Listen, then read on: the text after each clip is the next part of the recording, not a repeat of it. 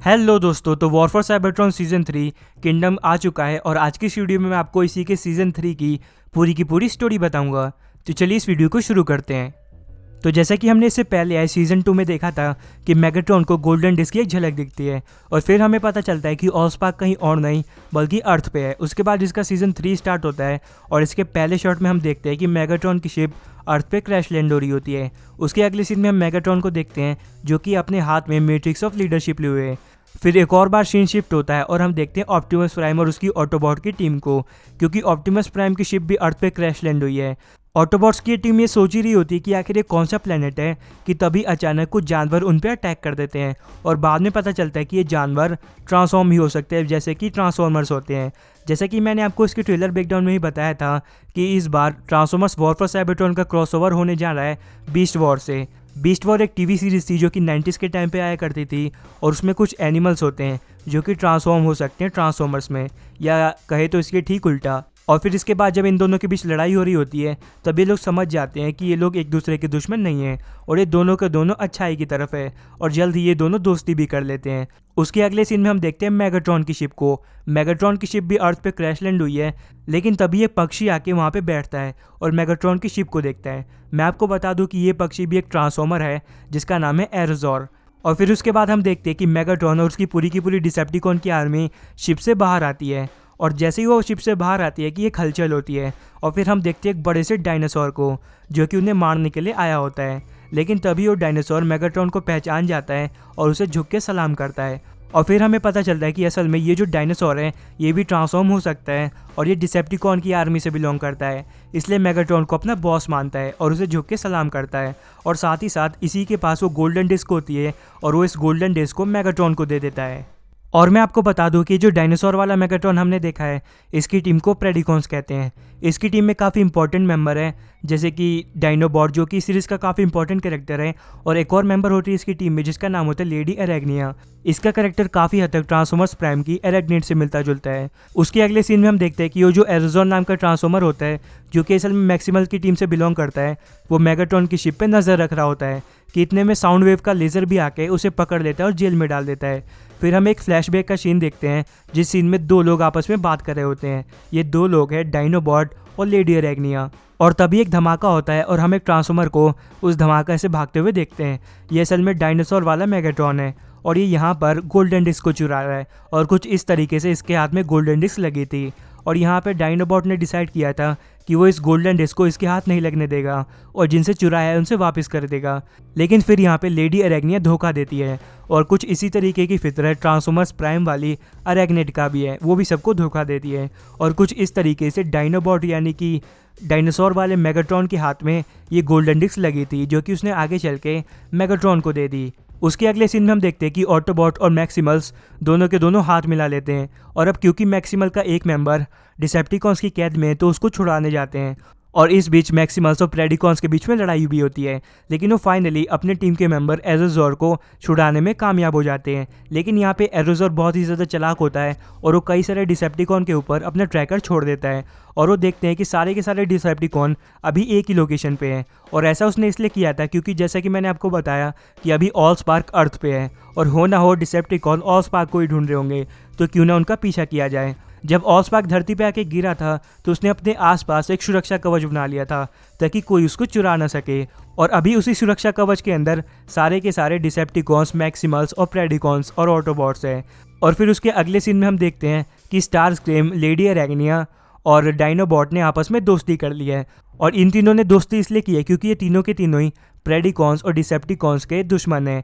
ऐसा इसलिए क्योंकि लेडी एरेग्निया तो सबको धोखा देती है, ये जो स्टारस्क्रीम है यहाँ पर वो असल में मेगाट्रॉन की जगह को हथियाना चाहता है। और यहाँ पे जो तीसरा कैरेक्टर है जो कि सीरीज़ का काफ़ी ज़्यादा इंपॉर्टेंट कैरेक्टर है जिसका नाम है डायनोबॉट, वो असल में अच्छाई की राह पे चलना चाहता है और वो ये बात जानता है कि अगर मेगाट्रॉन के हाथ में ऑलस्पार्क लग गया तो पूरी की पूरी दुनिया ख़त्म हो जाएगी। और इसी दौरान हम देखते हैं कि ऑलस्पार्क ने जो सुरक्षा कवच बनाया है वो कितना ज़्यादा स्ट्रॉन्ग है और वो कितने ज़्यादा बड़े एरिया में फैला हुआ है। फिर उसके अगले सीन में हम देखते हैं कि डायनोबॉट एरोजोर से जाके मिलता है और हमें ये पता चलता है कि डायनाबॉट काफ़ी लंबे टाइम से प्रेडिकॉन के यहाँ पे जासूसी कर रहा है और उसके बाद वो वहाँ से चला जाता है। जब वो वहाँ से जाता है तो उसका सामना होता है साउंड वेव से और वो साउंड वेव को भी हरा देता है। फिर उसका सामना होता है मेगाट्रॉन से और वो मेगाट्रॉन को कड़ी टक्कर दे रहा होता है। किसी दौरान डायनासोर वाला मेगाट्रॉन आता है और उसको बुरी तरीके से घायल कर देता है, लेकिन घायल होने के बावजूद डायनाबॉट मेगाट्रॉन के पास से मैट्रिक्स ऑफ लीडरशिप छीनने में कामयाब हो जाता है और वो जाके इस मैट्रिक्स ऑफ लीडरशिप को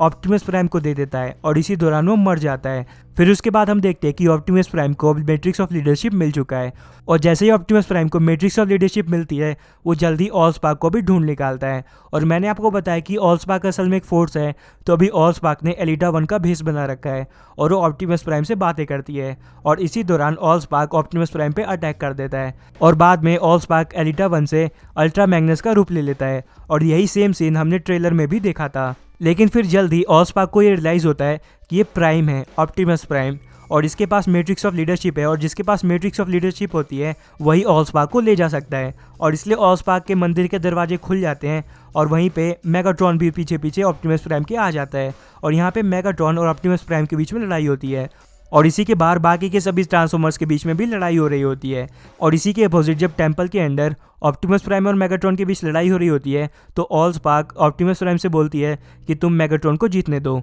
और ऑप्टिमस प्राइम यही करता है। Optimus prime matrix of leadership को मेगाट्रॉन को दे देता है और जब मेगाट्रॉन जाता है ऑलस्पार्क को लेने तब पता चलता है कि ये ऑलस्पार्क की एक चाल थी और वो मेगाट्रॉन को फंसा देते हैं और इसके बाद मैट्रिक्स ऑफ लीडरशिप वापस से ऑप्टिमस प्राइम के पास चला जाता है और यहाँ तक कि ऑलस्पार्क भी। लेकिन तब ऑप्टिमस प्राइम को ये बात रियलाइज़ होती है कि ऑलस्पार्क धीरे धीरे मर रहा है और ऑलस्पार्क के बिना साइबरट्रॉन जिंदा नहीं रह सकता और साइबरट्रॉन के बिना ऑलस्पार्क जिंदा नहीं रह सकता। तो उन्हें जल्द ही ऑलस्पार्क को वापस से ले जाना होगा साइबरट्रॉन, वरना ऑलस्पार्क तबाह हो जाएगा और वो जल्द से जल्द अपनी शिप को रेडी करते हैं। और उसके बाद अगले सीन में हम देखते हैं कि लड़ाई के दौरान मेगाट्रॉन के पास से उसका गोल्डन डिस्क छूट जाता है और यहाँ पे लेडी अरेग्निया और स्टार स्क्रीम इस गोल्डन डिस्क को ले जाते हैं और जब वो इस गोल्डन डिस्क को अनलॉक करते हैं और इसको देखते हैं और इसको देखने के बाद स्टार स्क्रीम बहुत ही ज़्यादा डर जाता है। वो इसलिए डर जाता है क्योंकि उसे समझ में आता है कि आने वाला फ्यूचर बहुत ही ज़्यादा खतरनाक होने वाला है, क्योंकि स्टार स्क्रीम को रियलाइज़ होता है कि जल्दी एक बड़ा खतरा आने वाला है और वो अगर आ गया तो उनकी पूरी की पूरी रियलिटी को ही ख़त्म कर देगा।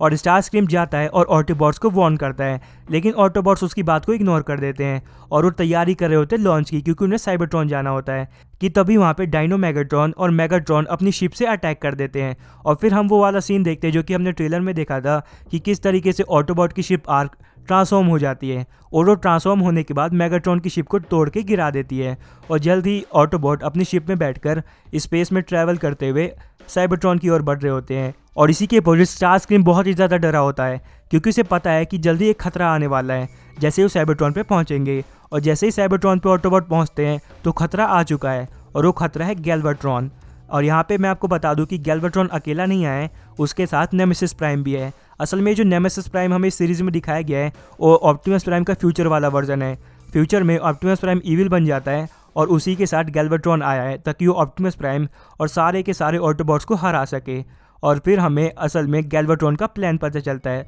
असल में गैल्वाट्रॉन अभी यूनिक्रॉन के कब्जे में है और वो यूनिक्रॉन की गुलामी करता है और उसका प्लान है कि वो यूनिक्रॉन को ही तबाह कर देगा। और यूनिक्रॉन को तबाह करने का सिर्फ और सिर्फ एक ही तरीका है, वो है ऑलस्पार्क। ऑलस्पार्क ही यूनिक्रॉन को तबाह कर सकता है और इसीलिए गैल्वाट्रॉन का प्लान है कि वो इस रियलिटी में आएगा, ऑलस्पार्क को चुराएगा और फिर उससे यूनिक्रॉन को ख़त्म कर देगा और इससे वो आज़ाद हो जाएगा। यही उसका प्लान होता है, लेकिन उसका प्लान पूरा का पूरा उल्टा पड़ जाता है तब जब वो इस प्लान के बारे में सबको बता रहा होता है। और इसी दौरान इस रियलिटी का मेगाट्रॉन ये चीज़ रियलाइज़ करता है कि उसे गैल्वाट्रॉन का साथ नहीं देना चाहिए। अगर वो गैल्वाट्रॉन का साथ देगा तो उसकी अपनी ही रियलिटी तबाह हो जाएगी। और एक तरफ सारे के सारे ऑटोबॉट्स, डायनाबॉट्स यानी कि सारे के सारे ट्रांसफॉर्मर होते हैं और दूसरी साइड नेमेसिस प्राइम और गैल्वाट्रॉन होते हैं। और नेमेसिस प्राइम और गैल्वाट्रॉन अकेले सारे के सारे ऑटोबॉट पे भारी पड़ते हैं। लेकिन इसी दौरान जब लड़ाई चल रही होती है तब बम्बल भी उस ऑलस्पार्क को ले जाके ऑलस्पार्क के टेम्पल में जाके उसे रखने वाला होता है कि तभी वहाँ पे बहुत सारी स्पार्क्स आ जाती है। अगर आपको नहीं पता कि स्पार्क क्या है तो मैं आपको बता दूं कि स्पार्क असल में ट्रांसफॉर्मर्स की आत्माएं हैं, और जितने भी ट्रांसफॉर्मर्स अभी तक मरे हैं उन सभी की आत्मा आ जाती है वहाँ पे, और वो आत्मा बहुत ही ज़्यादा पावरफुल होती है, इतनी ज़्यादा पावरफुल कि वो नेमेसिस प्राइम और गैल्वाट्रॉन को वापस से वहीं पे टेलीपोर्ट कर देती है जहाँ से वो आए थे। और यहाँ पे फिर बम्बल भी उस ऑल स्पार्क को उसकी जगह पे रख देता है और वापस से सब कुछ ठीक हो जाता है। और इसके बाद हम देखते हैं कि साइबरट्रॉन प्लेनेट वापस से जी उठा है और अब मेगाट्रॉन ऑप्टिमस प्राइम से दुश्मनी नहीं रखना चाहता है, और इसलिए वो अपने रास्ते अपने सारे के सारे डिसेप्टिकॉन्स को लेके चल देता है। फिर हम इस सीरीज़ का लास्ट सीन देखते हैं जिसमें हम देखते हैं गैल्वाट्रॉन और नेमेसिस प्राइम को जो कि सामने होते हैं यूनिक्रॉन की, और अब यूनिक्रॉन इन दोनों से बहुत ही ज़्यादा गुस्सा है, इतना ज़्यादा गुस्सा कि वो इन दोनों को ख़त्म ही कर देता है, और फिर यहीं पर सीरीज़ ख़त्म हो जाती है। तो अब अगर आपको वीडियो पसंद आई तो इसे लाइक करें और मेरे चैनल को सब्सक्राइब करके बेल आइकन को प्रेस कर दीजिएगा। Thanks for watching this video. मिलते हैं आपसे अगली वीडियो में, तब तक के लिए बाय।